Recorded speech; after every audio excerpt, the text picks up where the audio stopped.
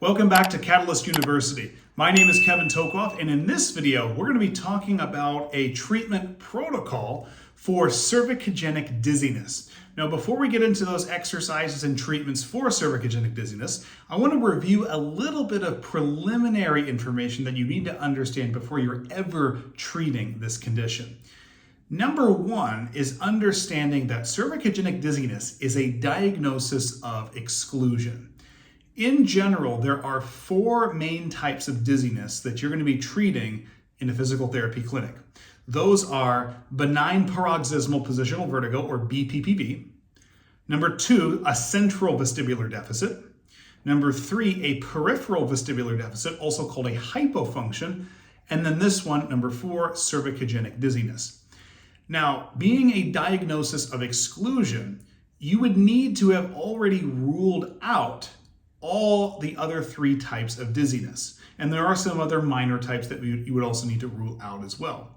So either the special tests for all of those types of dizziness are all negative or normal, depending on what the nature of the test is, or you may have initially thought it was one of those types. You are treating it as that type and it's not getting any better, okay? And you can do the cervicogenic dizziness special test that we also cover in another video, and you come to the conclusion after excluding all other causes of dizziness that it is in fact cervicogenic. And in terms of that diagnosis, we cover that in more detail in a separate video. It'll be on my channel eventually. I'm working on it as we speak, so make sure to check that out. The second thing to understand is the mechanism of this type of dizziness, and that's going to help explain the treatment. And again, we cover this in more detail in another video. I just want to do a brief review of it right here, okay? Let's suppose that I rotate my head 60 degrees to the left. Let's pretend that that's exactly 60 degrees, okay? There's a lot of systems in my body that are feeding information to my brain about the position of my head or neck, okay? And let's say that I go to the International Bureau of Standards and I get a measuring device that is so precise that it's able to measure 60 degrees down to the millionth decimal point. That is exactly 60 degrees, okay? Let's suppose that one of those systems that's feeding that information to my brain is my eyes, okay? When I rotate 60 degrees to the left, my eyes are accurate and they tell my brain, hey, you know what? This is 60 degrees to my left. Well, remember, there's also these muscles in the neck. They're called deep neck flexors. You can't see them, you can't really palpate them, but they're deep in there. And they have two functions. One of them is cervical retraction. The chin tuck, right? That's what we all know it as, the chin tuck, the double chin exercise. That's their main action, cervical retraction. But another function those muscles have is they serve as proprioceptors, and they also have a bit of sense of kinesthesia as well. But in general, proprioception. So when I turn my head to the left 60 degrees, if those deep neck flexors and their proprioceptive function are working properly, well, then they should also feed that 60 degrees to my brain. But what happens if there's some issue with those deep neck flexors? Let's say that they're very weak, they're dysfunctional, and as a result, most likely their proprioceptive capacity is going to be impaired as well. So when I rotate my head to the left, they're detecting, let's say, 58 degrees. So when I rotate my head 60 degrees to the left, my eyes are saying 60 degrees, but my deep neck flexors, they're only saying 58 degrees. 60 and 58, that is a mismatch. And that mismatch creates dizziness. And because the origin of the problem's in the neck, it is cervicogenic dizziness. And so that means at its simplest root, cervicogenic dizziness is caused by a proprioceptive deficit in those deep neck flexor muscles. And so that means to target this kind of dizziness, we're going after those deep neck flexors. So without boring you any further with the background, let's get into this protocol. So let's suppose that you've determined that somebody has cervicogenic dizziness. Well, obviously you should have ruled out the other kinds of dizziness, but in doing so, you should also perform a deep neck flexor endurance test. If somebody has cervicogenic dizziness, almost always they're going to have a positive deep neck flexor endurance test. What does that look like? Well, one of four things is going to happen, and sometimes it's a combination. Number one, they're just not going to be able to hold the test position. They're going to fatigue out and drop their head down. Number 2, they're going to have pain reproduced in the test position. Number 3, you'll see sternocleidomastoid compensation. And number 4, you might see some vigorous shaking, like it's the hardest thing they're ever having to do. Any one of those things is going to indicate that there are deficits in the deep neck flexor muscle group. And we're going to use that information a little bit later. You should also do a full cervical active range of motion testing and manual muscle testing to see where are the deficits.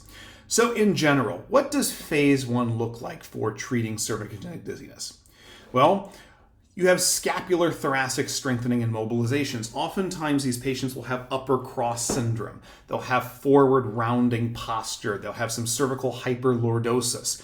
So you want to target any of those impairments, and that may include strengthening the scapular retractors, strengthening the scapular depressors and downward rotators, improving thoracic extension and rotation active range of motion. In terms of the cervical spine, targeting any gross cervical movement that is weak. And by that, I mean the manual muscle test, flexion, extension, side bending, rotation. Anything that's weak or stiff, we want to strengthen or mobilize it respectively. Okay? But the kicker here, remember the cause of cervicogenic dizziness. It's issues with the deep neck flexor group. So we want to start some deep neck flexor strengthening and endurance training. What do some of those exercises look like? Well, let's take a look right here. This is simple seated cervical retraction. Okay? This is kind of the foundation exercise. We're doing it in a gravity minimized position. So if those deep neck flexors are very weak, this is the position to start that in. We can also add some resistance to this same exercise with a band. Again, now we're getting more strength in those deep neck flexors. And you can also add an endurance factor by having them do longer and longer holds with that resistance. You can also do those longer holds without the resistance. We can even then do the deep neck flexor test position. So we can have deep neck flexor activation in the supine position. We can do this in the quadruped position. This is another good position to do this in. And just like in the seated position, we can also add some resistance. Again, you can progress the resistance, and you can also progress the endurance factor, the duration of the holds. Okay? Now, to know that you've finished phase 1, there are certain goals. Number 1, we want there to be a negative deep neck flexor endurance test. So we want them to be able to make that hold for 30 seconds. Roughly. Again, there's different male and female norms, but they're all around 30 seconds. That's usually what I have patients do, to be simple. We want them to have pain-free cervical retraction. I mean pain-free in every position. Sitting, quadruped, supine, but especially supine, which would obviously imply a negative deep neck flexor endurance test. We don't want them to have pain or tightness in the suboccipitals. I once had a patient who was able to hold the supine position, but she would get pain in the suboccipitals because they were tight.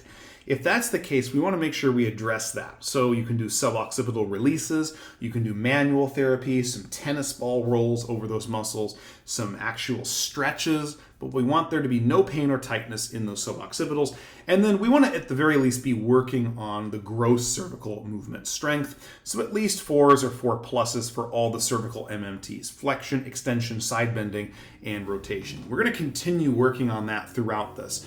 But at the very least, we want to get them out of the 3 range. Definitely more than 3 plus and even more than 4 minus. Okay? Once these things are satisfied, we can progress to phase 2. What does phase 2 look like? Well, we're going to start coupling cervical retraction, so activation of those deep neck flexors, with other gross movements. So we might do cervical retraction plus cervical rotation, cervical retraction plus cervical flexion. What does that look like? Well, there's cervical retraction, but now I'm going to couple it with cervical rotation. And I'm going to do cervical rotation in both directions. Okay?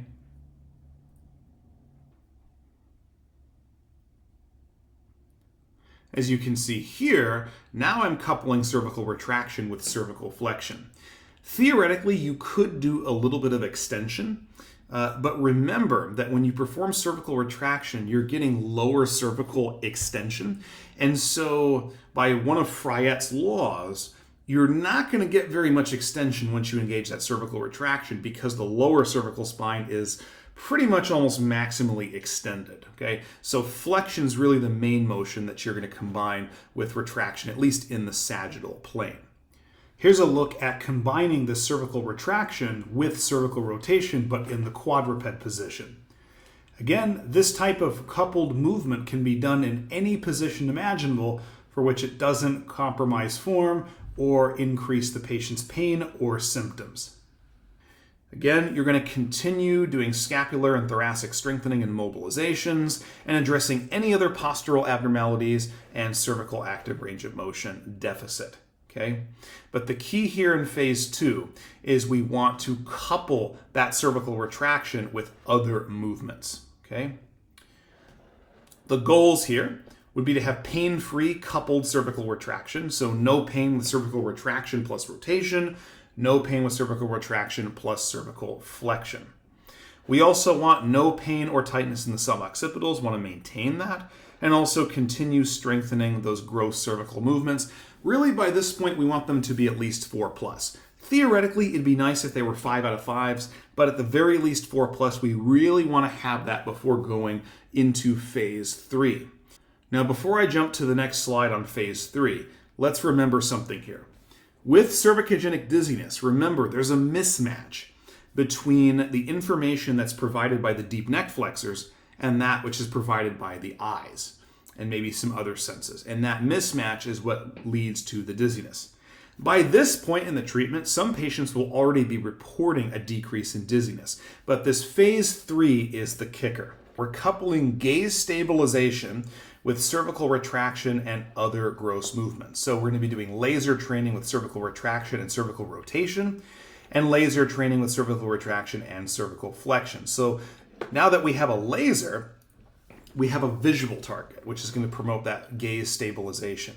And you might be able to see where we're going with this. Remember, there's a mismatch, or there was, let's say, between the vision and the proprioception. Now we're combining the action of those muscles that provide the proprioception with a visual target to try to recalibrate the two so that they're giving the exact same information, and that should theoretically get rid of the dizziness with enough practice. Okay, so I've got this laser hat on right now. Again, it's shining the laser down here. I don't have my neck tilted forward. I just have the laser actually tilted forward, so that way it lines up with the horizontal part right here, which you're going to see in just a minute.